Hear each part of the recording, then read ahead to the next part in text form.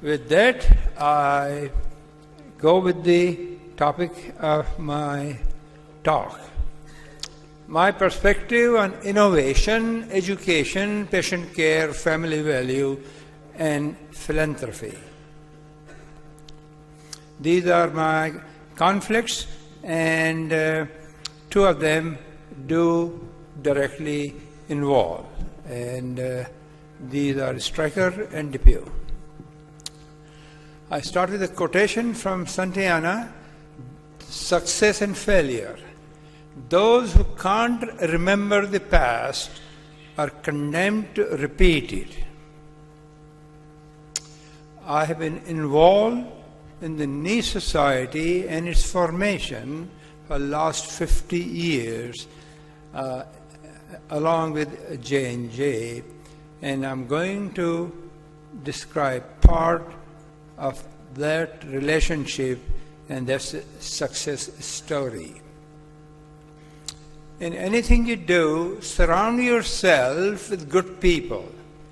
It is the combination of the intellect of the people along with you makes anything go. Have internal commitment, and I believe no commitment is complete unless you can write it down. Thinking alone is not enough. So that's kind of my message to you today.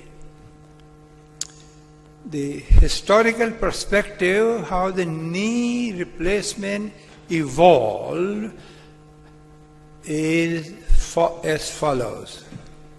In 1971, we designed, and this was the first condylar knee implanted in the Western world. I am the operating surgeon.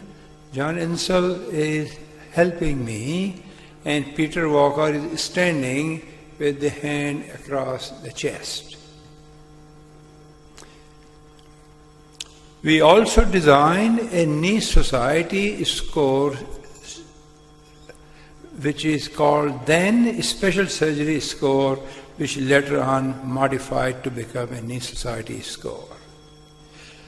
All scores are good and meaningful. However, they are laborious to fill, and the scores are only good if they are filled properly and completely. So, to make it user-friendly, I designed another patient-administered questionnaire, PAQ, which take into account only 5 items: pain, noise in the knee, activity level, effect on well-being and satisfaction. Lesson learned from the first knee, which I did about close to 200, were instability, failure of fixation, patellofemoral pain, and technical difficulty of aligning and balancing. You require a lot of ability. So the data of cruciate saving knee were, in our experience, with duocondylar was not good. So we went on, along with Dr. Insel, to design total condylar, and you could see I did the most of the investigative work, and these are, I think, 9 or 11 papers published on total condylar. We designed constrained knees also at the same time, and they are shown here. We are still using the TC3 rotating platform and constrained condylar, which began then. CR and PS knee. We believed in PS knees. Boston surgeons believed in CR knee, that is cruciate retaining knee, and we had an ongoing discussion and difference of opinion on this matter. Suffice to say when you save the cruciate ligament, it is difficult to balance a deformed knee. It's easy to do when there is no deformity. And most of those knees, in my opinion, even may not need surgery. History of total knee in India. In 1968, I got to know Dr. Dholakia. I spent 9 months with him, and at that time, these were the surgeons in different parts of India. They were using these knees in different proportionality. Geometric knee was the first knee introduced. Here, the first knee done geometric in Bombay Hospital. This is the first total condylar done in Bombay Hospital in 1977. This is the first bilateral knee done at Bombay Hospital.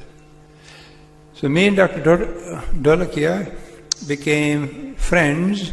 He visited me several times in New York, and this is one of his visits there. So success and failure in anything, and here I'm referring to knee replacement, history provides you the opportunity to study, analyze, define, and document the reason for failure.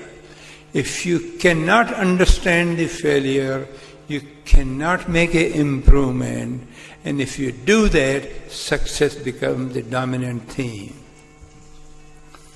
In 1983, I invited these 20 surgeons and formed a knee society of America, and this is the picture from that time, and I served as a founding president for 2 terms. I learned a lot of lessons in life, but this is one of the more important ones. The money, the biggest divider of friends, family, and institution. And this, I'm talking in reference to royalty income, which we brought to the hospital, and hospital will or wanted to keep all for themselves. And that's where the debate began. So the line I wrote then, money the biggest divider, friends, family, and institution. We designed several knees, and here is one of them, which is PFC CR and PFC PS modular knee. And this is the first PS knee done in 1989, and this patient is still alive, and this X-ray is 24 years post-surgery. He plays once or twice a week tennis, and he did that for many years, not at the present time. We described the technique of doing the total condylar knee, and the principle involved was you have to align the bony elements, you have to balance the soft tissue, you have to provide gliding of the patella, and you have to have a good range of motion. All these principles were devised then. We designed further improvement and modification of Sigma PFC knee, and they are listed here. One of the problems we noted that as rotational freedom was limited, there was damage to the post, both due to rotational restriction and as it was a PS design behind the post. And we made improvement on those, and we also improved the base plate from titanium to polished chromium cobalt. The principle of rotating platform introduced by me in 2000, and some of you may not know, I am the patent holder of that design. I got the concept. I say, why do we need rotational restriction? So create a rotational freedom by creating a rotating platform knee. You all know very well that all published data and all talks do not have a appropriate value unless they are level 1, 2, or 3 evidence. Thus the highest level of science. However, most of our communication and teaching occurs at level 4 and level 5. So keep that in mind. Indication of the total knee have become more liberal. We are doing more and more in younger people and more less deformed knees. Fixation-wise, I still believe cement is the gold standard. Non-cemented fixation is coming and may someday take it over. The total knees done in US, according to one data, is about 800 per year, and that was in 2012. It is over 1 million now. Various kinds of incisions have come and gone, large, small, and medium. My opinion has been, use that long incision so that you can perform and cement, if you are using properly, and produce a good outcome. Cement fixation, as I said, is the gold standard, and this is the first paper we wrote and followed on total conduct for 20 years, and this is published data. Not only we had the good result, these are the top 15 papers, a 15 to 20 year follow-up with 80 to almost 99% success rate. Level 1 evidence, these are the 2 papers here in the knee by Parks and Baker. I have surveyed the literature quite well, both on cement and cementless, and this is the data I'm showing on cementless. Cementless data is 10 percentage point inferior in survivorship compared to the cement. And these are the registry data on the statement I just made. Meta-analysis is a powerful way of analyzing information, and Gandhi paper in 2009 is a good example, telling us that cement fixation, at least up to that time, was ahead of non-cemented fixation. In my opinion, non-cemented fixation, as I said earlier, is around the corner, is growing and will grow further.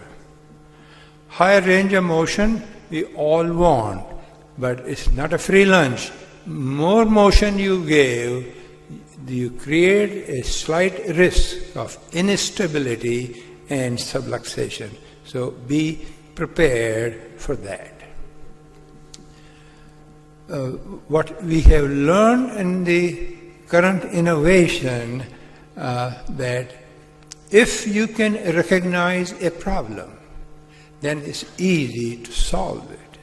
So always look for why something is not working at home, in your car, in your house, in your operation, any place. Find out the cause and then try to fix it.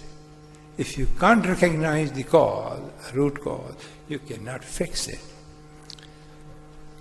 These are the early and late causes of failure for completeness.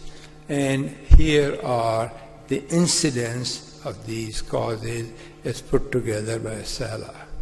And other people have looked into and has given us reason for failure.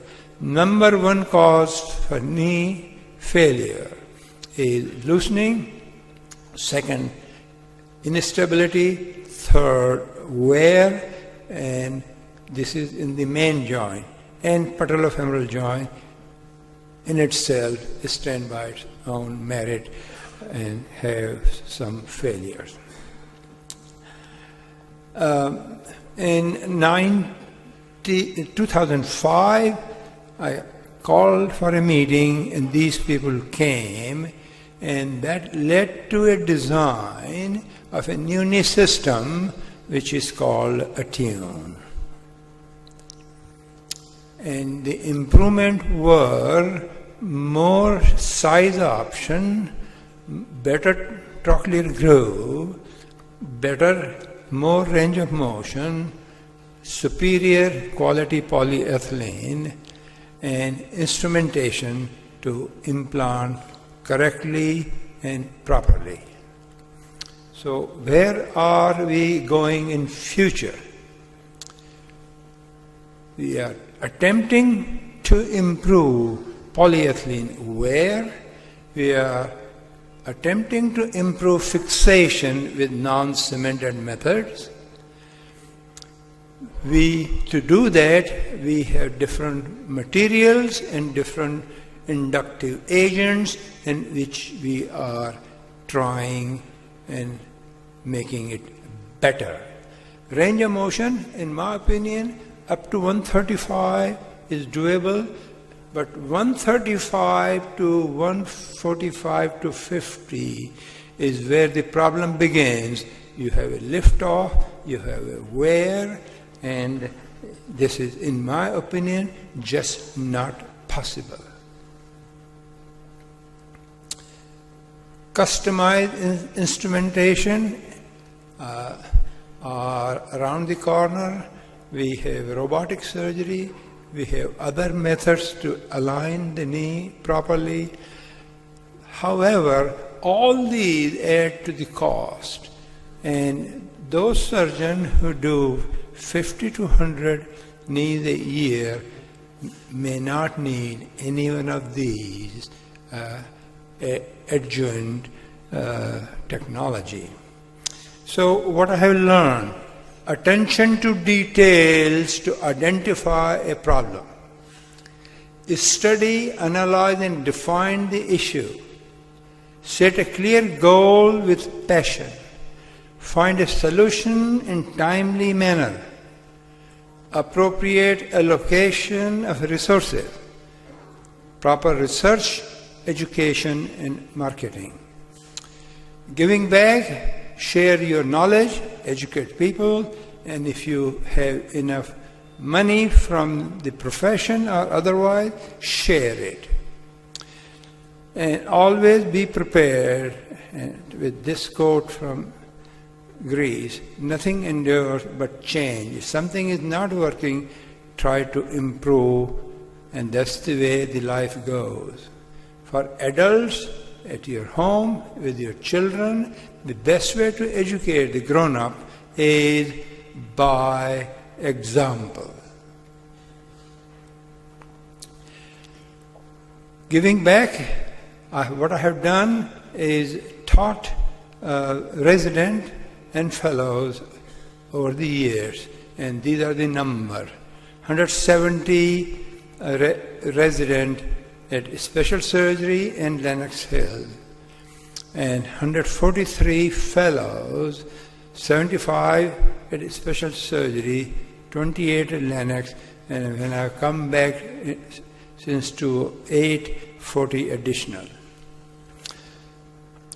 RORF, we have a fellowship sponsored from RORF. We take one every year, and we have taken 60, and we finance their travel and stay at New York. And these are some of them. Success in life. Goal, passion, plan of action, resource allocation, periodic assessment.